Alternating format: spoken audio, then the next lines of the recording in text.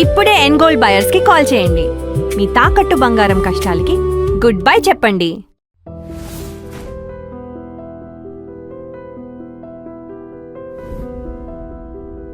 ఇండస్ట్రీలో ఒక ఆనవాయితీ ఉంది. విలన్ వేషాలు వేసే వాళ్ళకి విలన్ టైపే ఇస్తారు, పేతాస్ వేసేవాళ్ళకి పేతాసే ఇస్తారు. ఆ టైంలో నేను నెంబర్ 1 స్టాంచ్ వల్లనే ఉన్నప్పుడు రామారావు గారు నాకు ఉమ్మడి కుటుంబంలో మోస్ట్ పేథటిక్ క్యారెక్టర్ ఇచ్చాడు.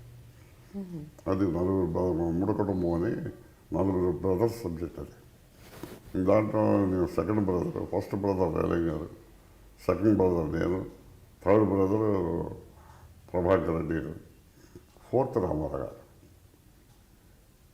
ఇలా అయ్యేదానికి నేను సెకండ్ చేస్తానండి అన్నాను ఆయనతో. అదే నువ్వు థర్డ్ ఎవరు కదా థర్డ్ అన్నాడు. కాదండి నేను పేదాస్ బాగా చేస్తానండి నేను, కాబట్టి నేను అంతటి పల్లెటూరు చేసేవాడిని. నేను మనందరం పల్లెటూరు చేశాను. పల్లెటూరు దగ్గర న్యాచురల్గా చేస్తాను.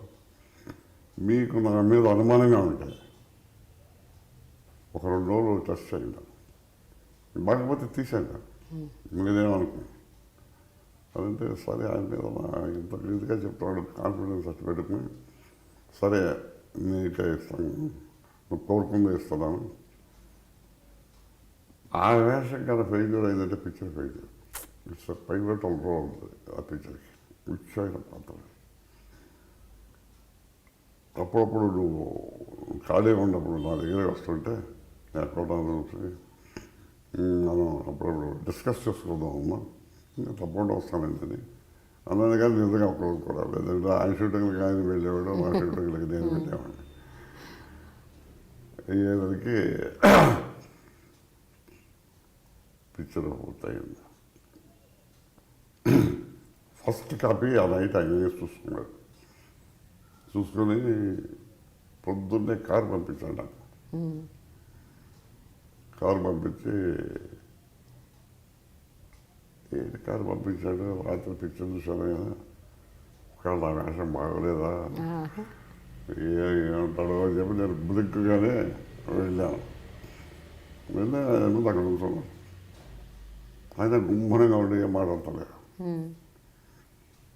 ఏంటి ఏం మాట్లాడతలేదు ఈయన అనుకొని నిజంగా అన్నయ్య అన్నయ్య అనిపించాడు. ఏంటి అన్నయ్య అనిపించాడు, అన్నయ్య గుమ్మనంగా నా దగ్గరికి వస్తున్నాడు. ఏంటి వస్తున్నాడు, నచ్చలేదు అన్నది అని ఏమంటాడో అని వింటాడో బ్లింక్ అవుతున్నాను. కూర్చి అలా కావలసుకున్నాడు. I'm the first person to congratulate you. రాత్రి పిక్చర్ చూశాను, అద్భుతంగా వచ్చిందండి ఈ క్యారెక్టర్. ఇదే మాట అన్నాడు. నిజానికి నేను కూడా అలా చేయలేదేమో, అంత న్యాచురల్గా అంత బాగా చేసిన క్యారెక్టర్. ఇక నేను వంక పెట్టేవాడాడు అని ఆ క్యారెక్టర్ ఆయన మెచ్చుకున్నాను దానికి. ఆ విధంగా దాని తర్వాత ఇక చాలా పిక్చర్లు, శారదని, అత్తగారు కొత్త కోళ్ళని, ఇవాటికి సోషల్లో పాథటిక్ రోల్స్ కూడా రావడం బిగిన్ చేసి, అంటే ఓ టైప్ ఆఫ్ క్యారెక్టర్ రోల్స్ కూడా వస్తాం బిగిన్ చేసి. ఆ విధంగా వచ్చాయి. అక్కడి నుంచి సరే ఓల్డ్ రోల్స్లో కూడా నాకు ఈజీగా చేయటం, నాకు మోసం తెలిసిన మనిషిని. అది అయిపోయిన తర్వాత కామెడీ రోల్స్, కామెడీ కూడా చేయాలి నేను అనుకునేవాడిని. ఇలా ఉండగా దేవుడు చేసిన మనుషుల్లో కృష్ణ కామెడీ టైప్ ఆఫ్ పాత్ర ఇచ్చాడు. అది బాగా పండింది. ఎంత పండిందంటే ఆ రాత్రి రంగారావు గారు ఆ పిక్చర్ చూశాడట. ఆయన కూడా ఉన్నాడు పిక్చర్లో. ఓకే. చూసి రాత్రి అనుకున్నాను, అద్భుతంగా ఫీల్ అయిపోయినా నేను సత్యనారాయణ ఎక్కడున్నా సరే నేను కంగ్రాచులేషన్స్ చెప్పి రావాలని పొద్దున్నే విచారించానంట. నేను మన విక్రమ్ స్టూడియోలో ఉన్నాను, అతను షూటింగ్లో ఉన్నాడు. నేను వైహన కాలేజ్కి వచ్చాడు. నేను అప్పుడే మేకప్ సెట్లోకి వెళ్ళబోతున్నాను. కాలేపేట సత్యనారాయణ రామాయణ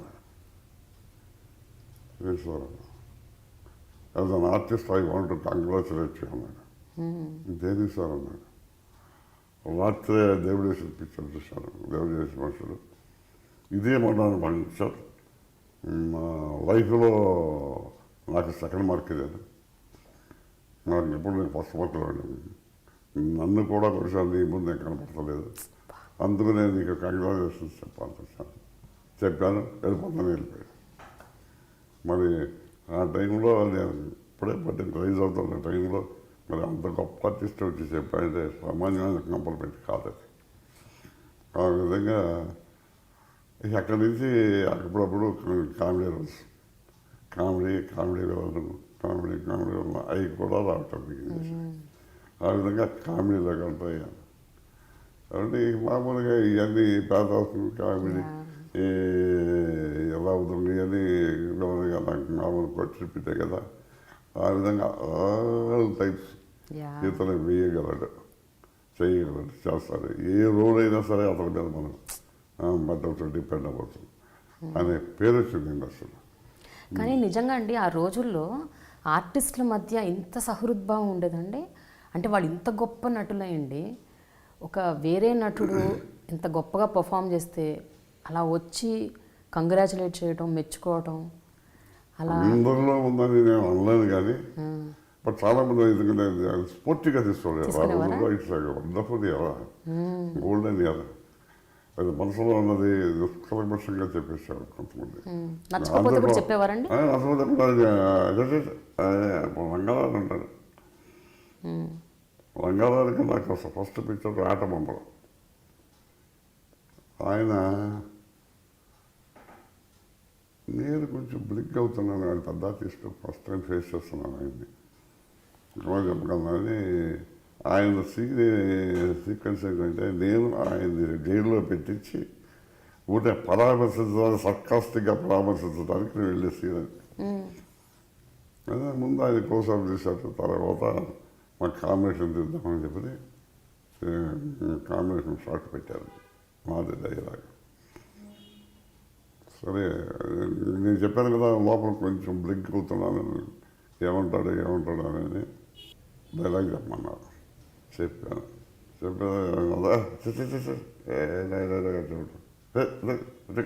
డైలాగ్ చెప్తాను అని ఆయన కాపీ తీసుకుని ఆయన చెప్పాను. ఆ డైలాగ్ ఇలా చెప్పాను, అలాగే చెప్పాను. రైట్, ఇది నేను ఖాయం చేసుకున్నాను అన్నాడు. సరే సెకండ్ డైలాగ్ వచ్చింది. సెకండ్ డైలాగ్ చెప్తాం మళ్ళీ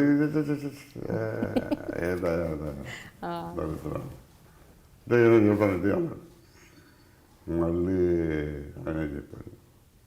ఆయన ఎందుకు చెప్తానంటే చెప్తాను అంటే ఏ స్థితికి తీసుకెళ్ళాడంటే నాకు డైలాగ్ చెప్పడం చేత కాదేమో, పద్దానికి వేసుకుంటున్నాను ఈయన, ఇండస్ట్రీలో అందరూ చూస్తున్నారు, నాకేమో ప్రికేరియస్ ఉన్న పొజిషన్ అని ఇట్లా కాదని ఒక ఎత్తేసాను.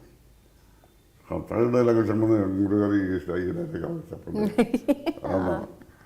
కరెక్ట్, నేను చెప్తాను నీకు ఇది ఎవరు చెప్తాడు చేశాను. అమ్మ ముందు చిత్రం తప్పింది అనుకుని ఆ విధంగా తీసుకెళ్ళాను.